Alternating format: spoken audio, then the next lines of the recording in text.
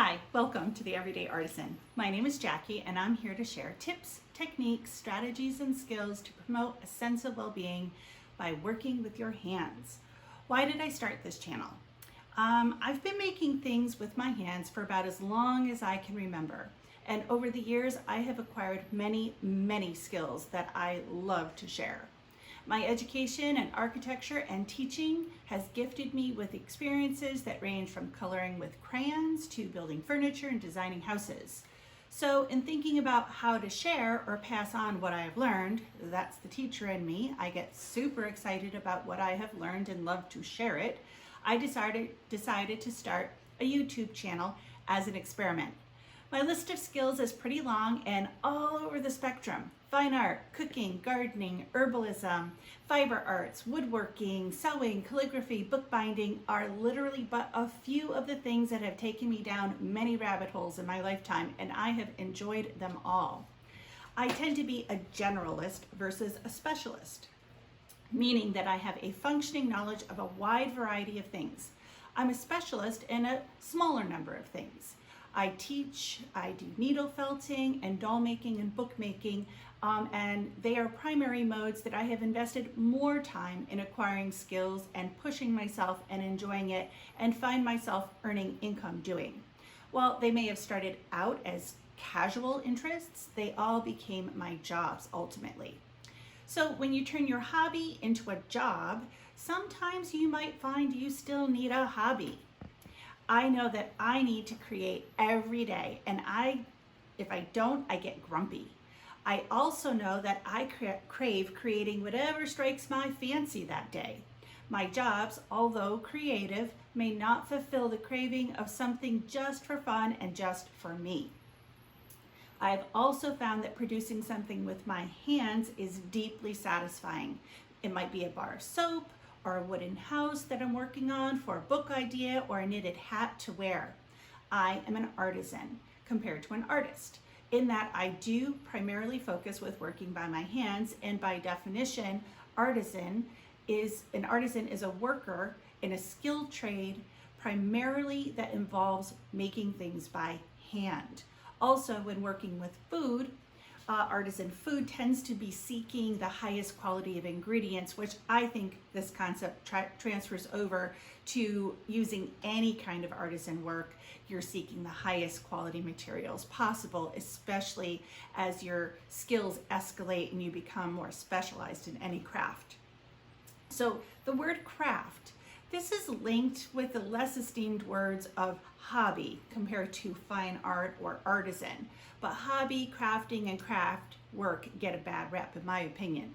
I find these words might seem sometimes looked down upon, connected with the idea of making very simplistic things that you might do with children in 5 minutes, or things made with kits or patterns. But I personally totally disagree with this sentiment. I hope you don't hold that sentiment, because crafting is a powerful concept and has become a recognized and elevated element in our society.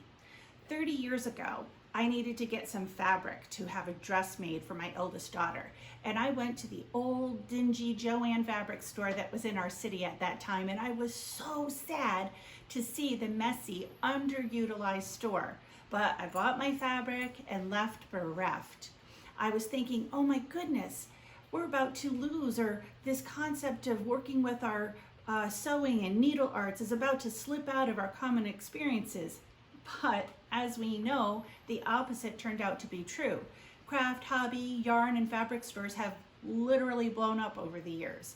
Clearly, we desire to work with our hands, to engage in activities producing something of value, even if that value is just the process, or is simple, like just the satisfaction of just for us, a job entered and completed, and not even shown to anybody. So crafting, working with your hands, does promote a sense of well-being, a sense of accomplishment. And you can see this especially in children. Children with the simplest little craft beads and a little bit of plastic lanyard string they're pumped. They're all ready to go. They engage in it and they produce these very sweet little things. I don't know a person that doesn't have a bead necklace from some small child at some point in their lives.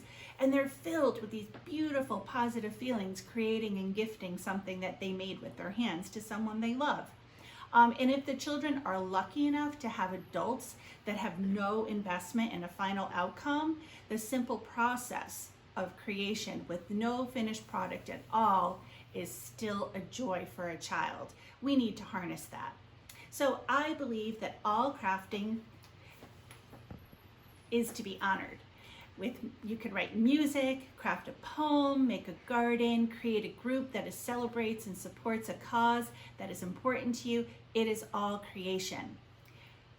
So that brings me to, what is Jackie working on this week? Well, I decided to start with the simplest of materials, a sheet of plain paper, and we're going to create a paper crane. I chose this very simple project of the piece crane, mostly because, hey, you can do this anywhere with a sheet of paper. This paper crane I made yesterday in the car with a piece of ripped out calendar paper from one of my journals. Also, we all need a little piece in our lives. So I would say, let's begin.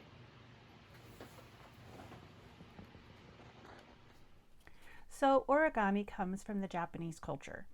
Ori means folding and kami means paper. So, it's basically paper folding using no scissors and no glue.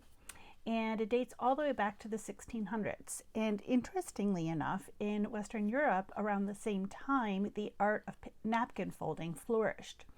So all we need to make a paper crane is a sheet of paper, and I have a pile of paper here.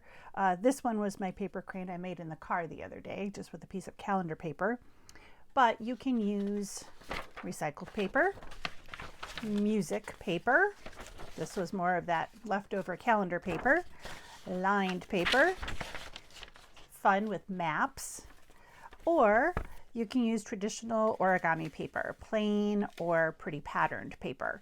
So any one of these can be used, and any different size can be used as well. You can make a paper crane as small as, an inch or so, or you can make a paper crane as big as 7 or 8 inches. So we're going to use just a plain sheet of white paper, and we're going to take this rectangle and turn it into a square, because with the paper crane you have to start with a square sheet of paper. So by doing that, I fold it on a 45-degree angle, taking the top and reaching it over to one of the sides, creasing it down. We're going to use that fold later. Then I turn it over and I line up on this edge as best as possible.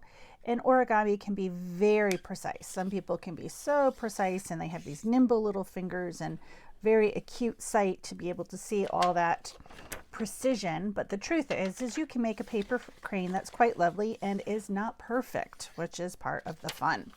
So I'm going to rip off this little piece here. Got this one little snag. See if I can get that off. Don't want that there. And there we go. Good enough, I think. The concept of good enough is actually wonderful. So we take and we diagonally cross it again, so we end up with a X in our square sheet of paper now. And open it up. We've got our X fold. You can see it there. And then we're going to make a cross fold just by folding it in half, straight edge to straight edge, and turning it, opening it, and doing the reverse. Being a little fussy there, and getting it right there. Now sometimes I like to use a little bit of a bone folder. You can use anything. This is an old clay tool. This is a paper tool, a little plastic or metal ruler. Here's a classic bone folder. This is one of my favorite things, and this one's quite old. It's not made of bone. It's actually made of hard melamine plastic, or even just a little popsicle stick can help give you a nice crisp edge. So now you can see we've got our 4 folds. 1, 2, 3, and 4. So we turn it so that the point is pointing towards our bodies, and we're going to bring it across on this area here, and we're going to pop one side in and reverse fold that, getting it to lay down nice and flat as possible. You can see up here it can be a little fussy, but there we go. Trying to line up our square on top of our square as best we can. Press that back down again. And then do the same with the other side. So you end up with a very small square pointing at us. And then we want to turn it 90 degrees. Oh, let's look at this. So it's fold, fold. If we lift, we've got two inner folds in here pointing towards us. And we're going to turn it just off to the side and do an airplane fold with the open edge coming into the center of our fold. And oh, that was a little bit off center. I'm going to try to bring it a little bit closer. When you make a mistake, sometimes it is nice to reinforce the new fold with a folder of some sort, and that's okay. And bring this side in and crease it down.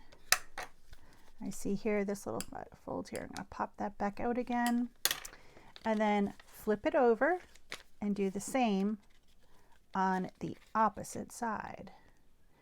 Into the center, trying to line it up. And now we have a bit of a kite shape. Like that.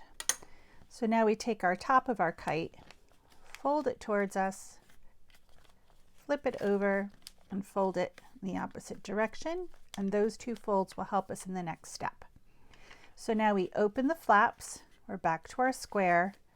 We lift up our open end and bring it up to that fold that we did at the top of the kite, and bring it like that on one side, that on the other side, giving us a rhombus or a diamond shape. Flip it over, do the same thing on the other side. Up it goes, folding it down.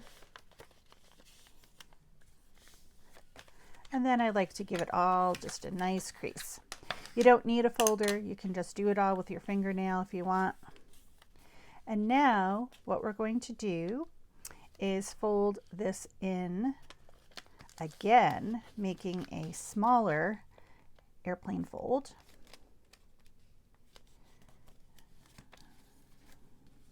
A little bit on each side.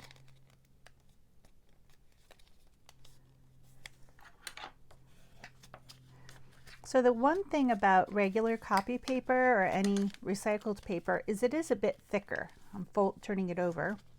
So it does require a little more strength. Traditional origami paper is very, very fine, folds very easily, and creates nice straight corners and edges.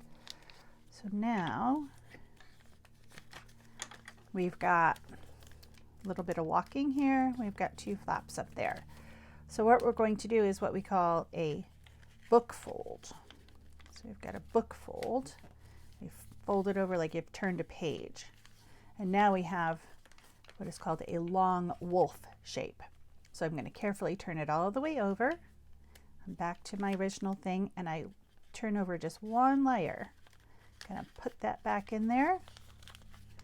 And now I have a wolf shape. Here's his snout, here's his ears. And our next step is to take the snout of one side and bring it up to the ears. I'm going to turn it over again. Snout up to ears. So now we've got lots of layers of paper folded on each other, so it's getting a little bit more unwieldy. Takes a little more focus and strength. And then we're going to do our last major fold is another book fold. Here we go. So we took that and we folded it over.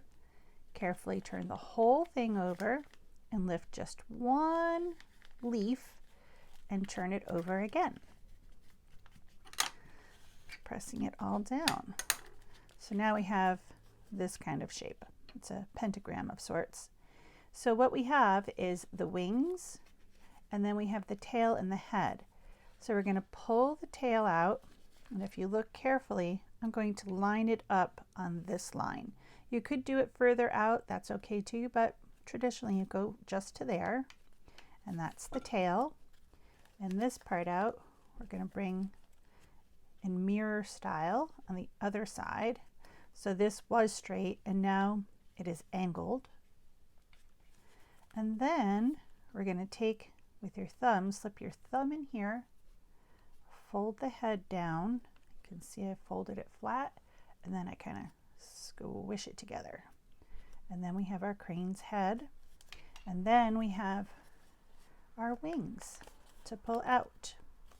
Now sometimes if you pull them out, you can fold them down a bit to give them a little more crease. You also, if you don't get a nice flat back, see how it's kind of squashing in there, you can turn it over and there is a hole, and you can lift it and just blow and it pops it out a bit. Or you could put a needle in or something. So there we have a paper crane. Now with our paper crane, what do we do with them now? Lots of things we can do. I think I might leave this one in my neighborhood free library box that's sitting on the edge of someone's driveway. Or I might leave it just on somebody's car or in a grocery cart. Spread a little peace around the world. Thanks for joining me. See you next time.